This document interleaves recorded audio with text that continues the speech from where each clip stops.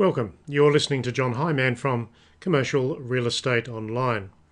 The website to contact us is commercial-realestate-training.com. In this brief video, I want to give some free tips and ideas relative to commercial real estate presentations and proposals, the things that you put together for industrial, office and retail property today. Certainly when it comes to commercial property and new listing opportunities, the commercial real estate agent or broker should have a strong strategy when it comes to property proposals. The competition for new business is significant today, and the proposal may be the only chance that you have to influence the client in the listing process.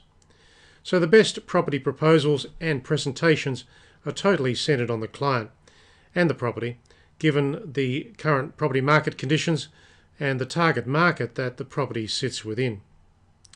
The days of generic proposals, particularly focused on the agency skills, have well passed.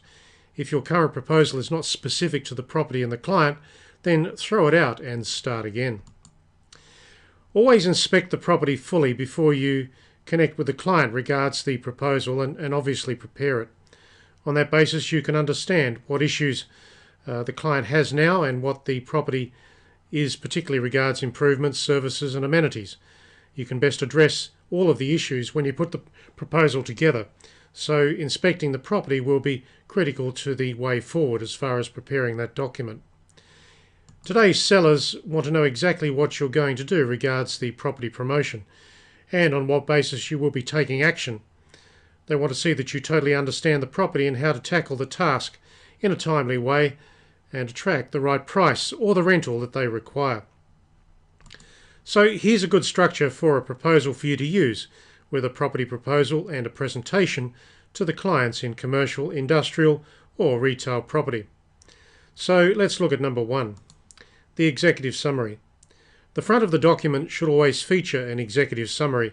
This will be no more than 2 pages of the most important points highlighted and taken from the document itself. The executive summary is designed to do one thing, and that is to create a solid interest with the client to read further. Obviously, you can't really prepare that executive summary until the whole document has been completed and you can extract the high points from the document and put them up front into the executive summary. So next let's have a look at the property description issue. The property should be clearly described, including its location, its features, the construction, the history of the property, the services and amenities, and current occupancy details. The target here is to show the client that you completely understand the property and all of the issues that pertain to that property. You will need to do a fair amount of research to get those facts correct before you go much further. So let's look now at the brief. This is the 3rd stage of the proposal structure. The brief and the needs of the client should be clearly described so that the client can see that you fully understand what they require and in what time frame. Number 4 is a question and answer page. It is a separate section to your document and will highlight 4 or 5 key things that you've identified as being of major concern to the client. This puts the key issues under the attention of the client, and you can show them that you have some solutions to handle those things. Now, how did you get those critical issues defined? How did you find out about those concerns of the client? Well, you should have inspected the property with the client in the first place and put a few key questions and ideas to them to understand what their major frustrations may be or key focus points may be in marketing that property today. So let's look at number 5. A market commentary is required to completely identify the surrounding competition, the properties, the target market in which the current property operates, and the comparable rentals or prices that are established from other local activity. When the client sees that you can identify what you and they are up against in the marketing process, it makes negotiation at a later time much more effective. So number 6, given the previous point that I've just mentioned, the identification of the target market then allows you to establish and define a marketing strategy, a specific marketing strategy for the property. It is useful to give the client 2 or 3 alternatives of target marketing together with the separate costings. It should be noted that the vendor paid advertising process is the only way to go to promote the commercial property correctly. That being the case, you'll only get vendor-paid advertising funds as part of an exclusive listing process. This is not the time to tell the client that you will pay for part of the advertising or all of it yourself. That is a fast track to being poor. At the end of a tough property campaign, you could very well be left with no listing and no money. In other words, you do not pay for the advertising. The client pays. Get their money up front. Get it paid and into the bank account before you do anything else. So number 7. The samples of advertising and marketing, the successful campaigns that you've had in the past, should be displayed in your proposal. This allows you to illustrate the best choices and the marketing processes quite clearly for the client to see. Number 8. A timeline to the marketing process will also feature an inspection, an ideal inspection process, a strategy around that. The timeline is a very visual tool in your proposal. You can easily achieve this through a PERT or a Gantt model. Now, Gantt charts are commonly available across the internet and can be easily put together. Basically, a Gantt chart is relative to key things that need to be done over a period of time. A PERT model is a slightly different way of displaying things, and a PERT model stands for Performance Evaluation Review Technique. A PERT and a Gantt chart can both be done for the same proposal. They work very well together. Number 9. Your proposal should be strengthened by reference to your database and also a strategy of tapping into the pools of purchasers and tenants that you currently have available. Create a short list of tenants and buyers for that property. Use your database as leverage to attract the attention and the interest of the client to choose you as the best agent for the process of marketing. Number 10.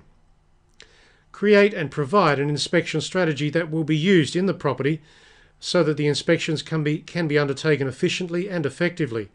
This lets the client see that you understand how to highlight the best elements of the property and in what order. In other words, how to attract the interests of the buyers or the tenants to the property. Number 11. Let's look at the fees and commissions issue. The fees and commissions to be charged in the marketing of that property should be explained and itemised. Many agents choose to create discounts at this point simply to influence the client's decision to sign the listing. Whilst this is your choice, low commissions are not productive and create campaigns of little focus and momentum. A good property promotion commands a reasonable fee and a good commission. Don't discount. It doesn't get you anywhere. Number 12. The key staff. A summary of the key staff involved in the marketing process and the potential sale or lease of that property should be provided together with critical skills that they bring to the promotion. Also let the client know how you will be giving them feedback throughout the campaign.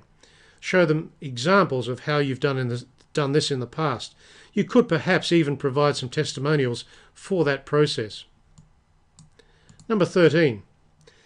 It's common today for the owners of larger properties to be given a private portal on the agent's or broker's website for access to the private property documentation and updates during the campaign. The portal is protected by password access. It's only available to the client that you give it to. The results of all inspections and the drafts of all current advertising can all be loaded into the portal for the client to review at any time.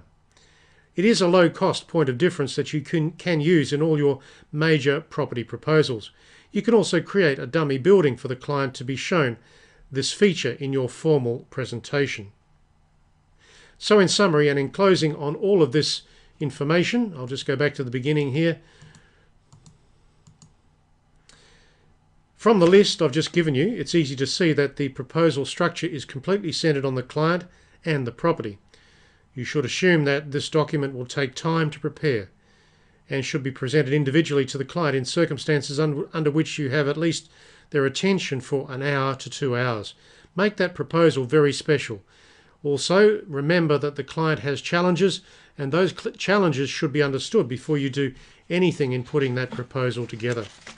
As I mentioned earlier, this information is for the agents and brokers online today.